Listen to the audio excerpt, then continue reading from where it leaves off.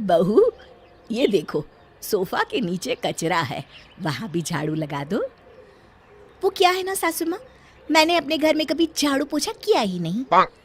अच्छा, हाँ सासू माँ, वहाँ काम वाली आती है ना, और जब नहीं आती तो मेरी माँ कर लेती थी। ठीक है, जल्दी करो बेटा, 8 बज रहे हैं और गौतम 9:15 बजे ऑफिस के लिए निकल जाता है।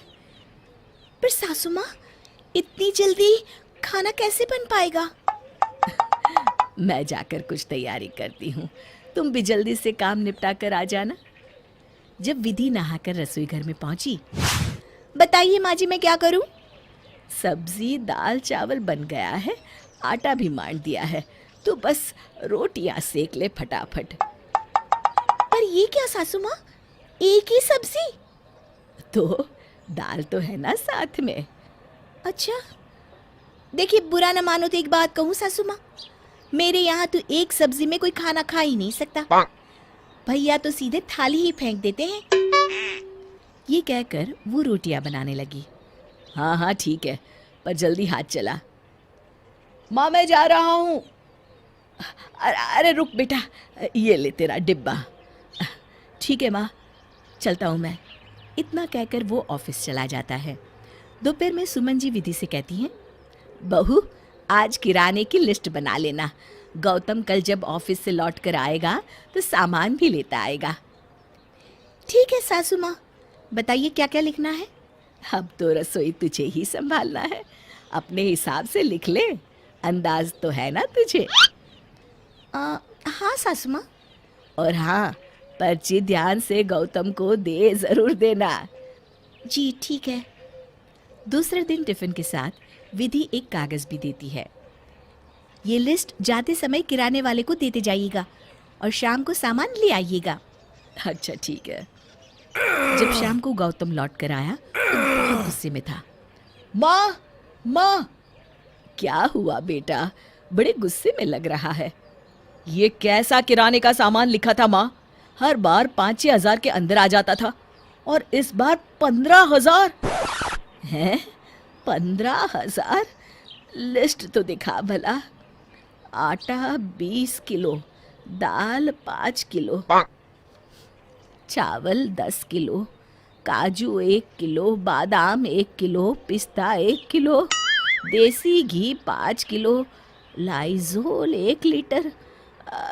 बहू, कहीं पर्चा बदल तो नहीं गया? नहीं सासू माँ, ये मैंने ही लिखा है। इतना सामान तो किसी प्रोग्राम में आता है बेटा। सासू माँ, तो फिर लिस्ट आपको ही बनानी चाहिए थी। हमारे मायके में तो किराने का सामान ऐसे ही आता है। चुप, बिल्कुल चुप, अब एक शब्द भी नहीं सुनूंगा। मुझे पता है तेरे मायके वाले कितने रईस है। विधि गुस्से में कमरे में चली गई। ये क्या किया बेटा तूने, रुला दिया उसे।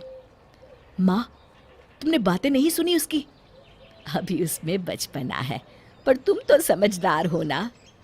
अरे माँ, तुम भी जा, अब हाथ मुंह धो ले, मैं चाय बनाती हूँ। इसी तरह दिन बीतने लगे, पर विधि की शेखी मारने की आदत ना गई। लेकिन गौतम का इस आदत पर चिढ़ना बढ़ गया। एक दिन सुमन जी उसके लिए साड़ी लेकर आई। बहू, ये साड़ी लो। अरे वाह, तुम दीपावली पर इसी साड़ी को पहनना, हरा रंग तुम्हारे ऊपर बहुत अच्छा लगता है। सासू माँ, पिछले साल सेम ऐसी ही साड़ी मेरी माँ ने बर्तन वाली और झाड़ू पोछा वाली को दी थी। ये सुनकर गौतम को बहुत गुस्सा आया। वो कुछ बोलने ही वाला था कि सुमन जी ने उसे इशारे से चुप रहने को कहा। अगली सुबह गौतम ऑफिस के लिए तैयार होकर बोला, माँ टिफिन बना। बहू, टिफिन तैयार है? हाँ, बस हलवा रखना बाकी है। जल्दी कर बहू, ला हलवा मैं रख देती हूँ। सासू माँ, ऐसा हलवा तो मेरे घर में किसी के गले से ना उतरे। हम लोगों को तो एकदम घी में तर हलवा पसंद है। आज गौतम के सब्र का बांध टूट ही गया। वो अंदर गया और हाथ में एक सूटकेस लेकर वापस लौटा। विधि, विधि! जी कहिए। चलो। कहाँ? तुम्हारे मायके। क्यों? वहीं रहो और दूध घी खाओ, जब तुम्हारा पेट भर जाए तब आ जाना, समझी? अरे बेटा सुन तो। नहीं माँ, मैं नहीं झेल सकता। ये कहकर उसने विधि का हाथ पकड़ा और लगभग घसीटते हुए उसे मायके छोड़ आया। कुछ दिन बाद सुमन जी ने कहा, बेटा तू तो ऑफिस में रहता है और मैं पूरे दिन घर में अकेली रहती हूँ और इसीलिए खाली घर खाने को दौड़ता है। माँ, मैं कैसे जाऊँ? बड़े गुस्से में छोड़कर आया हूँ उसे। तो क्या हुआ बेटा, पूरे दिन घर में चहकती फिरती थी। देखता हूँ संडे को। अगले दिन गौतम का टिफिन देकर सुमन जी ने कहा, आज ध्यान से ले आना बहू को। आज नहीं माँ। शाम को जब 6 बजे गौतम घर लौटा तो उसने देखा दरवाज़ा बंद है। चलो एक्स्ट्रा चाबी से खोल लेता हूँ। दरवाज़ा खोलकर जैसे ही गौतम सोफा पर बैठा, उसकी नज़र टेबल पर रखे कागज़ पर पड़ी। मैं बहू को लेने जा रही हूँ, तुझे आना हो तो तैयार होकर बनारसी मिठाई भंडार पर आ जाओ। वो जल्दी से टैक्सी लेकर बनारसी मिठाई भंडार पहुंचा तो देखा माँ उसका इंतजार कर रही थी। आ गया तू? मायके में सुमन जी से विधि की माँ ने कहा, कैसी रही आप लोगों की तीर्थ यात्रा? सुमन और गौतम एक दूसरे को देखने लगे।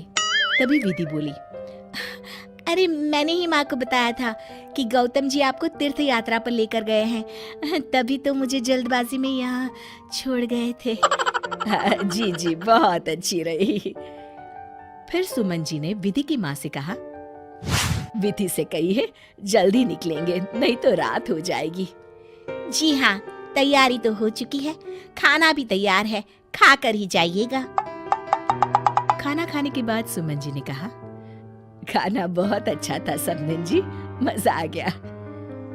तब विधि की माँ हाथ जोड़कर बोली, विधि ने बताया था कि हमारे यहाँ बिना 3-4 सब्जी और मिठाई के कोई खाना नहीं खाता, पर हमसे जितना हो सका उतनी ही व्यवस्था की। गौतम ने मन में कहा, अच्छा तो मैडम जी यहाँ अपने ससुराल की तारीफों के पुल बांधती है। घर पहुँचने पर सुमन जी ने विधि से कहा, बेटा ये अच्छी बात है कि तुम दोनों घरों की इज्जत बनाए रखना चाहती हो, पर याद रखो बेटा, ये झूठ की नींव पर नहीं होना चाहिए। मुझे माफ कर दीजिए सासू माँ, अब बात मेरी समझ में आ गई है। शिक्षा, पर हमें तारीफ उतनी ही करनी चाहिए जितनी सहज लगे।